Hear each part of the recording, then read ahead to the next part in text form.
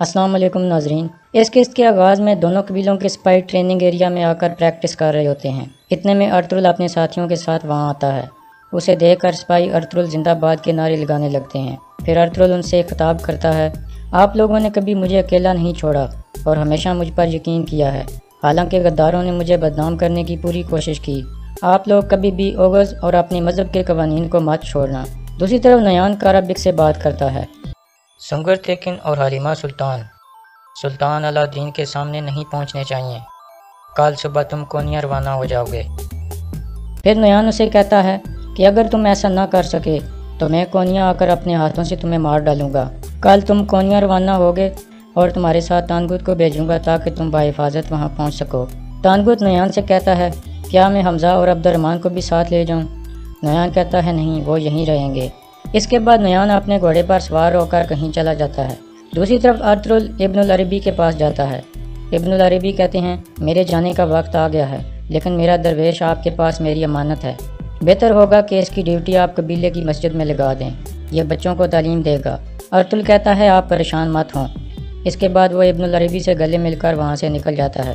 दूसरी तरफ नयान के डेरे पर तानगुत बैठकर नयान के बारे में सोचता है और वो ख्यालात उसके जहन में आते हैं जिसमें कई बार नयान ने उसे मारा था या बेइज्जत किया था।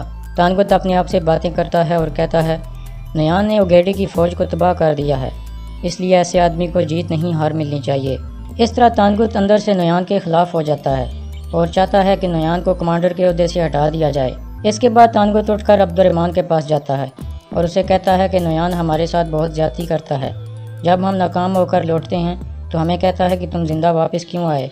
कल वो काराबिक को कोनिया भेज रहा है और चाहता है कि हलीमा सुल्तान को मार दिया जाए इससे पहले कि वो सुल्तान अलाउद्दीन से मुलाकात करे, और अगर कुछ भी गलत हुआ तो नयान मुझे मार देगा। दरअसल ये खबर तानगुत ने जानबूझकर अब्दुर्रहमान को दी थी, क्योंकि उसे पता था कि अब्दुर्रहमान जाकर ये खबर अर्तुल तक पहुँचाएगा और फिर अर्तुल हलीमा सुल्तान को बचाने के लिए आएगा। इस तरह मैं अर्तुल को काबू करके मार डालूंगा। दूसरी तरफ कबीले में गुम्मस तेकिन आयतुल को कहता है कि अर्तुल हमारे लिए मुश्किलात पैदा करेगा। आयतुल उसे कहती है, अर्तुल तुम्हारी सोच से भी ज़्यादा तेज़ है। गुम्मस तेकिन कहता है, अभी मैंने अपना असल खेल नहीं खेला, इस जैसों को तो मैंने कोनिया के महल में तरबियत दी है। मैं तो तेकिन को अर्तुल से लड़ा दूंगा, फिर देखूंगा कि वो कितना तेज़ है। दूसरी तरफ नयान अकेले में ताजिर इफ्रासियाब से मुलाकात करता है और उसे कहता है कि जब तुम कबीले से माल लेने जाओगे तो सोना अपने साथ नहीं लेके जाओगे और कहोगे कि सोना रास्ते में आ रहा है। जब तुम कबीले में सोने का इंतज़ार कर रहे होगे, इस दौरान मैं तुमसे एक काम करवाऊंगा। दूसरी तरफ गोंजा गुल कबीले से बाहर आई होती है ताकि अपने वालिद के लिए कुछ जड़ी बूटियाँ लेकर जा सके। इतने में गोंदोगदो वहाँ आता है। गोंदोगदो उसे कहता है कि मैं अपनी ज़िंदगी तुम्हारे साथ गुजारना चाहता हूँ, जिस पर गोंजा गुल भी मुस्कुरा कर रजामंदी का इजहार कर देती है। दूसरी तरफ कबीले में जरगे की तैयारी हो रही थी, जिसमें यह तय होना था कि कबीले के सिपाहियों का कमांडर अब कौन होगा। यह जरगा अर्तुल के कहने पर होना था, क्योंकि उसे लगता था कि तुतैकिन इस जिम्मेदारी के काबिल नहीं है। तुतैकिन भी जरगे में जाने की तैयारी करता है और कहता है कि मैं अर्तुल को कामयाब नहीं होने दूंगा। दूसरी तरफ अब्दुर्रहमान गायकली के गार में पहुंचता है और गायकली को कहता है कि फ़ौरन कबीले में अर्तुल भाई के पास जाओ और बताओ कि हलीमा सुल्तान और सुंगर तेकिन की ज़िंदगी खतरे में है। कबीले में जरगा शुरू हो जाता है। अर्तुल कहता है, सिपाहियों की कमांड दोबारा हमें मिल जानी चाहिए, क्योंकि तुतैकिन की गलतियों की वजह से कबीले को बहुत नुकसान हुआ है। तुतैकिन कहता है, तुम मौके का फ़ायदा उठा रहे हो, क्या तुम अपने एक हाथ से सिपाहियों के कमांडर बनना चाहते हो? अर्तुल कहता है, नहीं, मैं कमांडर नहीं बनना चाहता, बल्कि मैं इस ओहदे के लिए गोंदोगदो का नाम तजवीज़ करता हूँ। फिर हैमा खातून बोलती हैं और कहती हैं, मैं भी यही चाहती हूँ। लेकिन कुरकुल सरदार उनकी मुखालफत करता है और कहता है कि लोग क्या कहेंगे कि ये फ़ैसला हमने क्यों किया है। इसके बाद हकीम अर्तुक बोल पड़ता है और कुरकुल सरदार से कहता है कि काफ़ी अरसे से हमारा कबीला मुश्किलात में घिरा हुआ है, इसलिए बेहतर है कि आप जिरगे के लोगों को ये फ़ैसला करने दें। जिस पर कुरकुल सरदार रजामंद हो जाता है और जिरगे के लोगों से मुखातिब होकर कहता है, जो लोग गोंदोगदो को सिपाहियों का कमांडर बनाना चाहते हैं वो अपने हाथ खड़े करें। पहले कई कबीले के लोग हाथ उठाते हैं और फिर हैरान कुन तौर पर कुरकुल सरदार भी हाथ खड़ा कर देता है। इसके बाद दुर्गा के बाकी लोग भी हाथ खड़े कर देते हैं। इस तरह तुतैकिन के अलावा जरगे के तमाम लोगों ने गोंदोगदो के हक में फ़ैसला दे दिया। इसके बाद गोंदोगदो खड़ा होता है और कहता है, अल्लाह आप पर अपनी रहमत करे कि आप लोगों ने मुझे इस काबिल समझा। आप ये जान लें कि मैं दोनों कबीलों के सिपाहियों को अपने भाइयों की तरह समझूंगा और मैं इनको जंग के लिए ऐसे तैयार करूंगा जैसे वो सब एक ही बाप के बेटे हों। इसके बाद सब लोग उठकर गंदोगदो को मुबारकबाद देते हैं और उसके गले मिलते हैं। जिरगे के बाद तुतेकिन गुमस्तेकिन के खेमे में जाता है और गुस्से से कहता है कि आप ऐसा कैसे कर सकते हैं। गुमस्तेकिन कहता है ये मैंने नहीं बल्कि तुम्हारे वालिद ने किया है।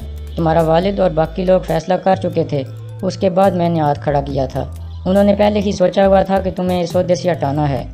फिर गुमस्तेकिन उसे कुरकुत सरदार के खिलाफ भड़काता है और कहता है पहले तुम शादी करो और कुछ अच्छे दिन गुजारो, इसके बाद तुम्हारा असल काम शुरू होगा। तुम्हारा वालिद बूढ़ा हो चुका है और बीमार है, इसलिए सरदारी का बोझ नहीं उठा सकता।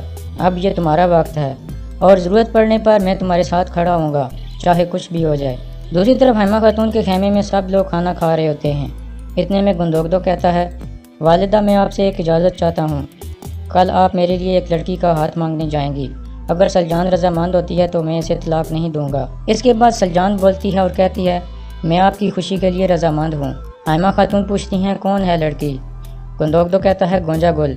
हैमा खातून कहती हैं अब तुम यही चाहते हो और सलजान ने भी इजाज़त दे दी है तो मेरी तरफ से भी इजाज़त है। दूसरी तरफ गायकली अर्तुल को खबर देने के लिए कबीले की तरफ रवाना होता है।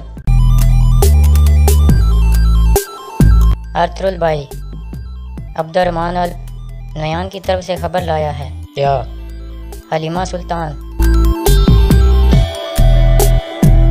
खतरे में है भाई। फिर गायकली कहता है कि नयान काराबिक को कोनिया भेज रहा है ताकि वो हलीमा सुल्तान को मार दे और वो सुल्तान अलाउद्दीन से मुलाकात न कर सके। इसके बाद अर्तुल गुंदोगदो के पास जाता है और उसे बताता है कि कल मुझे यहाँ से जाना होगा।